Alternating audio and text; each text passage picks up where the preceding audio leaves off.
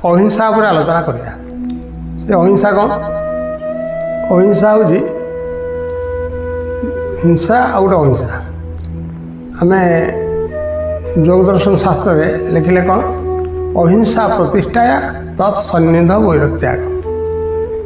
वैर भाव कमिले योगी बा साधक तार योग सिद्ध हम एवं संसार आनंद चलो। तेणुक प्रथम अहिंसा पालन करा पड़ो। अच्छा, आमको अहिंसा हिंसा केते प्रकार? अहिंसार विपरीत है हिंसा। ताने आमको हिंसा को छाड़ा पड़ो। हिंसा केते प्रकार? ना 3 प्रकार। से 3 प्रकार कौन? गोटे है काय, गोटे मन, गोटे वाक्य।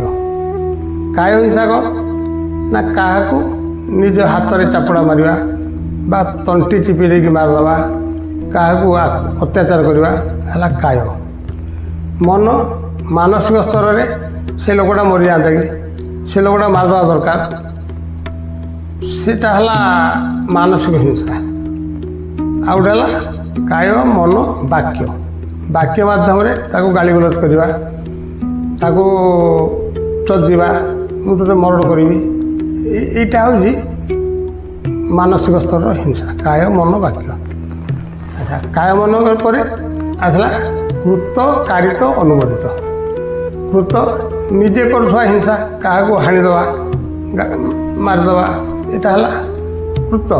कारित क्या द्वारा मारिबा, क्या किसी पैसा पत्र दे लांच दे मुझे 1 लाख टका देवी से लोकटा मारदे, मुझे 10 टका दूसरी से कुकड़ाटा मारदे, मुझे 50 टका दूसरी से छेलटा मारदे। यहाँ है कृत कारित अनुमोदित।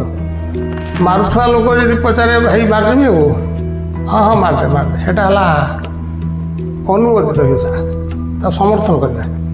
माड़ खाऊ लोकटा माड़ खाऊ किसी असुविधा नहीं, सेटा भी हिंसा। न्याय था अन्याय था आम मारदवा बा अनुमोदन करवा हूँ हिंसा। आमको ये हिंसा निवृत्त रहा हूँ योगीर धर्म। कहीं ना से हिंसा को छाड़। तेणुक शास्त्र कही जाति देश जाति काल समय विच्छिन्न सार्वभौम महाव्रत। देश जाति काल समय विच्छिन्न सार्वभौम महाव्रत। देश कौन? ना गोटे पाकिस्तान लोकटे भारत में अच्छी, से पाकिस्तान पर माड़ हवा दरकार। तार अन्याय न था, न्याय न था, तार किसी भूल न था, किंतु आम विचार कले कहीं गोटे सी तो मनुष्य ना, सी गोटे जीव, तो कहीं मारिया। से मुसलमान बस्ती निआ लगे भल तो लिभेते जाऊनी, सीटा भी गोटे हिंसा। ना गोटे लोक माड़ हो बांग्लादेशी मुसलमानटा से माड़ खाऊ खाऊ, यहाँ हूँ गोटे हिंसा। ना आम विचार करा, कारण सी तो जीव आत्मा ना, ता भर भगवान अच्छी, ता भर अंतर्जामी अच्छी, तो मारिया कहीं। सेटा है जाति देश काल। आ गोटे है जाति हिंसा। से मु ब्राह्मण, सी गोटे अमके लोक, सी गोटे एत बड़ कथा कह मोर एत पैसा अच्छी, से लोकटा ये कर माड़ मार, मुझे दूसरी 500 टका माड़ मार, है जातीय हिंसा। सी गोटे पठाणटा, सी गोटे कौन कथा कह, तार भूल न था मार किसी असुविधा नहीं, ता कथा ग्रहण करनी। सेटा है जातीय हिंसा। काल काल हूँ समय। सकाଳେ संध्या, सकाଳେ जन को भिक दवा पुण्य, बेलबुली होगले लोकटा जब खाया बिना मरी जाए दबानी। आज गुरुवार जड़े आसी चाउल किले मा दे मोर ना घरे खाया, आज गुरुवार मुझे देमी मो लक्ष्मी छाड़ी हे से पारे। शुक्रवार देले कि असुविधा नहीं, कि गुरुवार देला असुविधा। जब कम कर जड़े ताको गुरुवार दिन आम घरे आम परंपरा अच्छे कौन पैसा दबुनि बाक्स कि चाउल दबुनि, किंतु शुक्रवार दिन दबु। यहाँ हूँ समय विच्छिन्न हिंसा। तेणुक आमर शास्त्र अनुसार, योगशास्त्र अनुसार एगुड़ा सब विरुद्ध। अहिंसार विरुद्ध हिंसा। हिंसाटा मनुष्य को नष्ट करे। तेणुक आमर जिते गले किए विवेकानंद शिकागो जाते, कौन कहले ତୁମର ହିନ୍ଦୁ ନାମକରଣ କାହିଁକି ହେଲା? ତାଙ୍କୁ ପଚରା ହେଲା ଯେ ସେ ହିନ୍ଦୁ କାହିଁକି କରାହେଲା? ଆମେ ହିଂସାରୁ ନିବୃତ୍ତ ରହୁଥିବାରୁ, ହୀନ କାର୍ଯ୍ୟରୁ ନିବୃତ୍ତ ରହୁଥିବାରୁ ଆମେ ହେଲୁ ହିନ୍ଦୁ।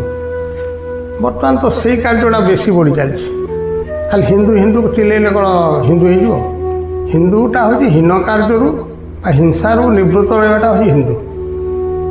ଆମକୁ କିଛି ଭୀମ ଭୋଇଙ୍କର ବି ତତ୍ତ୍ୱ ଗୋଟେ ଗୀତ ଅଛି,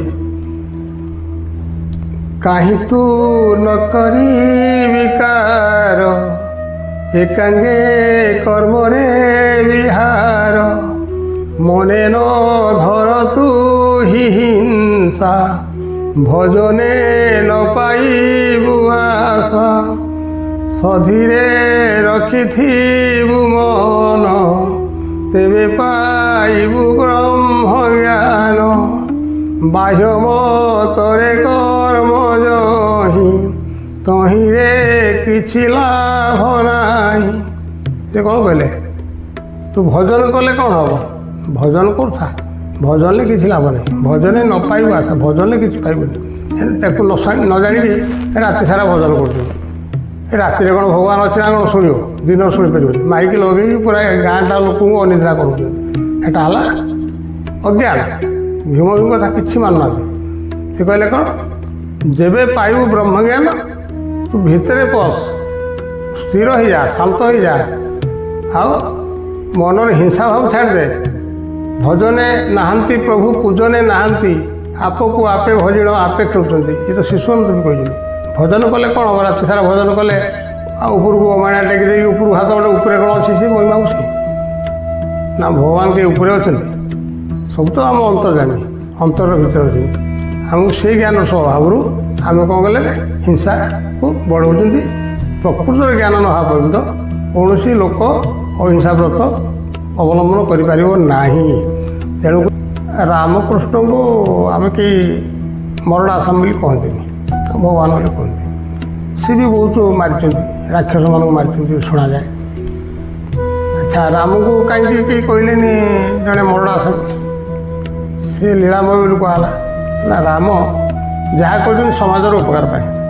ଯେଉଁ ରାକ୍ଷସମାନେ ଅନ୍ୟାୟ ଅତ୍ୟାଚାର କରୁଥିଲେ, ସମାଜର କ୍ଷତି କରୁଥିଲେ, ତାକୁ ମାରିବା ପାଇଁ ସବୁ ଲୋକ ଚାହୁଁଥିଲେ ସେ ରାକ୍ଷସଗୁଡ଼ା ମରନ୍ତୁ। ଆଚ୍ଛା, କୃଷ୍ଣଙ୍କୁ ବି ସେଇଭଳିଆ ଲୋକ ଚାହୁଁଥିଲେ କଂସକୁ ମାରନ୍ତୁ, କେହି ଭଗବାନ ଜନ୍ମ ହେଇକି କଂସକୁ ମାରୁ। ତେଣୁ ସମସ୍ତଙ୍କର ଇଚ୍ଛା ଶକ୍ତି ଥିଲାରୁ, ଇଚ୍ଛା ଶକ୍ତି ବଳରେ ସେ ଜନ୍ମ ହେଇଥିଲେ। ସିଏ କ'ଣ ହେଲା ନା କଂସକୁ ମାରିଥିଲେ। ରାମକୃଷ୍ଣଙ୍କୁ କେହି ମରଣାସାମୀ ବା ଜଣେ ଦୁଷ୍ଟ ବୋଲି କୁହାହେଇନି। କିନ୍ତୁ ଯେଉଁମାନେ ରାବଣ କିମ୍ବା କଂସ, ଏମାନଙ୍କୁ ଦୁଷ୍ଟ ବା ଅସୁର ରାକ୍ଷସ ଏମାନଙ୍କୁ ଆଖ୍ୟା ଦିଆଯାଇଛି। କାହିଁକି ନା ସେମାନେ ବି ଖରାପ କାର୍ଯ୍ୟ କରୁଥିଲେ, ମଦ ମାଂସ ଖାଉଥିଲେ, ଅନ୍ୟାୟ କରୁଥିଲେ।